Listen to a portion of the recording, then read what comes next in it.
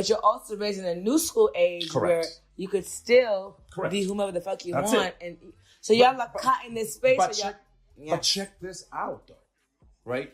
Which is why I said women are also not paying attention to the fact that you need to be able to identify what category the guy is putting you in. Yeah. Mm-hmm. Hold on. You need to identify what category he's putting you in and ask yourself if that's something you want. Mm-hmm. Because when you decide if that's a category you want to be in or not, and you make that clear in your conversation, it ends the pain for both of you. Mm-hmm. Because if you leave it to the guy to drive it, he will put you in that category, even if that's not where you want to be. And he will ride that wave for as long as you put up to it. Mm-hmm. And then he will exit because he's still playing that parallel role. It's you would do the same thing if you had that power. I'm just explaining. It's human nature. It's a word. I'm just telling you. Listen, it's a word. It's human nature. You don't hate the player, hate the game. It's a word. It is the truth. If there are two girls, I see this one, I'm like, yep, I just want to fuck her. And there's this one I see, and I'm like, you know what? I just might want to make this wifey. Check what's going to happen here. I'm not going to just stop wanting to fuck this one and just be like, okay, because you're wifey, let's try this. What I'm going to do is I have this because this fits one category, and I have this. And I'm hoping that I run these in parallel. And at some point, this is going to fall off because she's going to try and want more, and I'm going to be like, yeah. And by that time, I'm developing with this one, and then we get to a point where I'm like, you know what? She's actually the real deal. And then he says to himself, you know what? Yep, I'm at that point, baby girl, let's try it. It doesn't mean he's going to stop. But then we flip-flop, and it's a thing of like, I can't even trust you anymore. That is the problem. You motherfucker, you're the same fucking shit. But can I tell you something? But now I'm untrustworthy. But can I tell you something? All humans have the ability, the instinct, and the desire to cheat at some point in time. Yeah. So I'm going to explain something to you. Okay? What you want is a man who recognizes that and avoids that situation as much as possible. And if he ever found himself in a situation like that and ever were to step out, that he respects and recognizes you enough to say to himself, shit, I fucked up. And he goes to all extents within himself to put the right structure in place and do whatever it takes to be there for you. Because what I can assure you, that the grass is never greener anywhere. And what you have to figure out, and this is what I've realized though, and this is what it's come down to. There are certain people that you'll be able to tolerate stepping out, and there are others you can't. Yeah. I'm not saying condone. Listen to what I'm saying. That's true. It's a word. There are certain people. Listen. Listen. I'll give you an example. Okay. It's a word. I've always the people always used to say Kobi's girls look this way. Okay. And I was like, that's not true.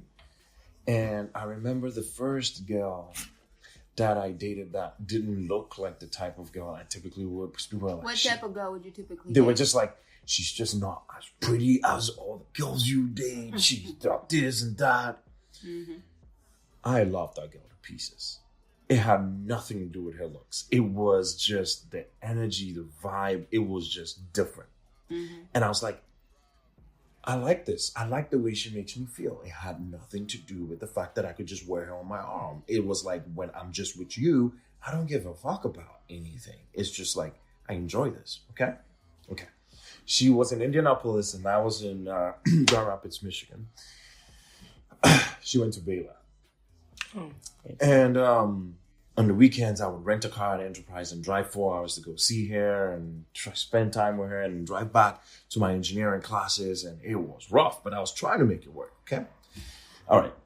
I don't miss a beat. I pay attention to shit. Like when something switches, I'm the guy who notice. What's your zodiac? I'm Aries. Okay. I literally... Not the laugh, not the bang. So I was hanging... I went to visit her one time. And usually her place is not clean.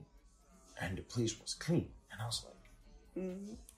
She was mad into you at that point. She was what? No. Mad into him. Oh, no. And someone... She was what? Mad into him. No, you're missing. No, that's not. Oh. This was a. Mm-hmm. This you see. This you don't assume. Always wait for the details. Wait for the answer. I'm telling you. Okay. Don't assume. I'm telling you. Don't make an ass out of you and me. Okay. Don't assume. Yeah. Uh-huh. So I was like, no. Okay. I know you. And yet I'm talking to myself. I was like, I know you. There's no way you clean. So it's one of two things. There was someone else coming that you just thought that this is not a good impression. Or someone else came and helped. Either ways, this doesn't look right. So because of that, I'm like, okay. So now I'm like, let me just look in the trash. What is in the trash? Because in my mind, I'm like, that is where it is. Okay, go ahead. Mm-hmm. You can only imagine what I saw in the trash can. You can only imagine. Well, who expects me to go to the trash can? Okay. Obviously, you know what I saw in there. Which obviously. You find a condom? a condom. A condom. Okay, so I was like, I knew this, okay? A couple of them. I'm like, okay. How old were you at this time? I was 22, 23. Okay, gotcha. And I was like, wow. Now, trust me, I'm Aries. I'm that kind of, honestly, cutting people off is not a problem for me. Yeah, honestly, it's not a problem. People. It's not a problem for me. Cutting people off. You're not confident. So, Aries, y'all are like, y'all emotions. Yeah. Y'all can turn them off. You turn them off and then. Hey, what are you? Cancer. Also, you guys. So I saw that and I was like, okay. Damn it, that's insane though. So check this out, though. And this is the girl that you like. Oh, my goodness. Uh-huh. All the other ones, I like them, but I really like this girl. Okay, So check this out. But this is, I'm telling this story on the back of us, like, there's certain people, like, you just have the tolerance for when they step out. And it's not because you are okay with them stepping out, is you have the capacity. You have the capacities to.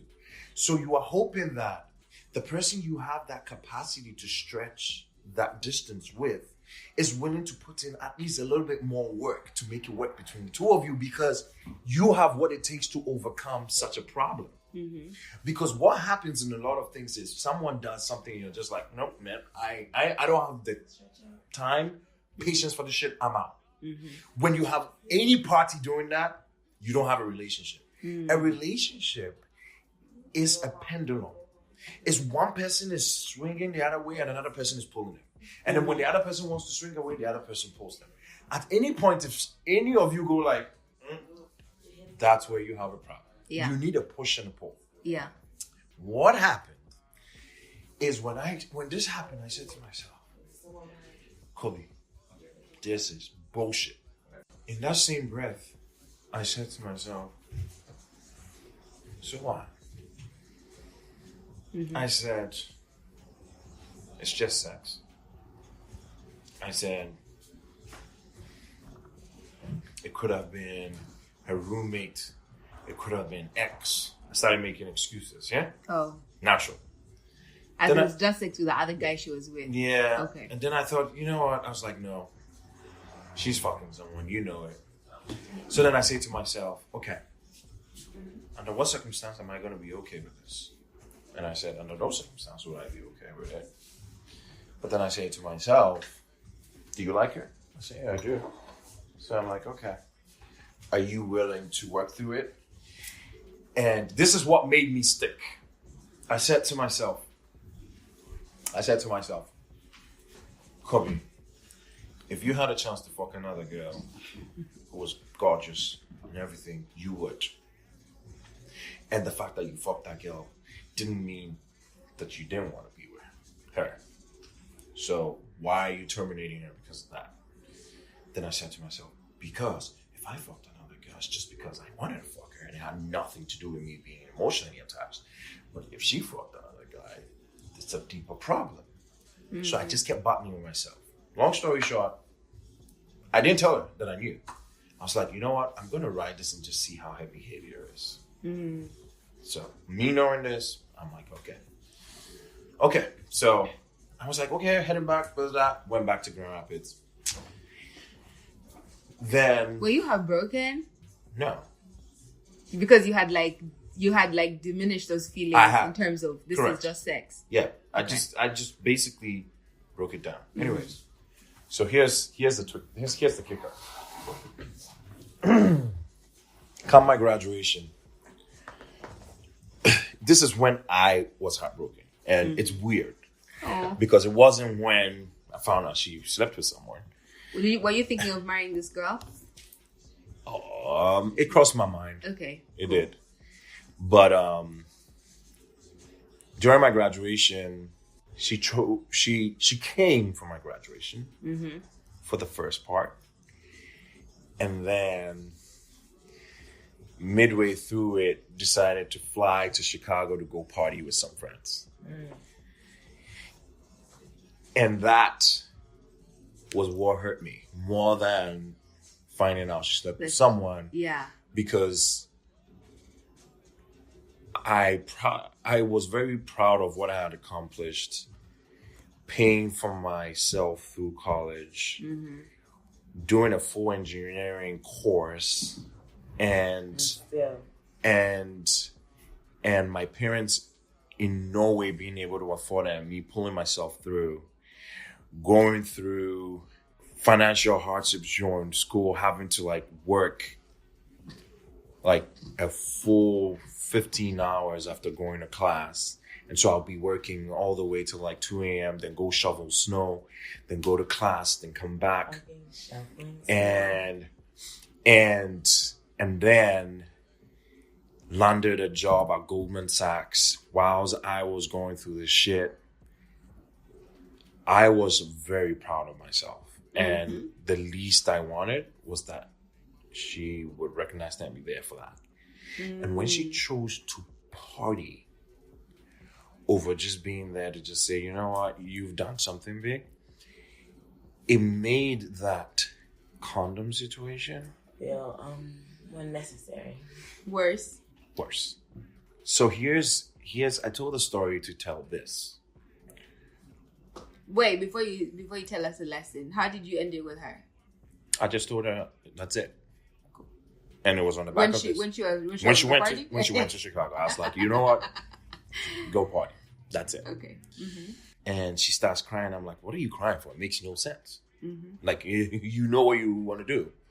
And after today, I never brought up that condom thing. She doesn't even know. But the point I was trying to make is this. Mm-hmm. You will never find someone who won't make a mistake. But you want to find someone who, when they make a mistake, you want to be there. You still want to be there. Mm-hmm. Because the truth is, it's embedded in us. No one is perfect. We make mistakes. There are certain mistakes that you have a tolerance for, and there are certain mistakes you don't. Yeah, exactly. Identify that. And identify the people who, when they even make those mistakes that you think you can't tolerate, for some reason, there is something in you that has a capacity to say, I'm willing to work through it. And vice versa. Mm-hmm. Because then that creates that push and pull I was talking about, which creates a better sustainable interaction. Because when you just have it coming from one side, that's when you get burnt out, because you keep doing it. And what you don't realize is the other person just stays around because you're pulling, and they're like, all right, fine. And they do it once, and they do it thrice, and they do it 3 times. But you know what happens? that creates the breakup is they get to a point where they begin to lose respect for you. And they don't even realize it, but it's a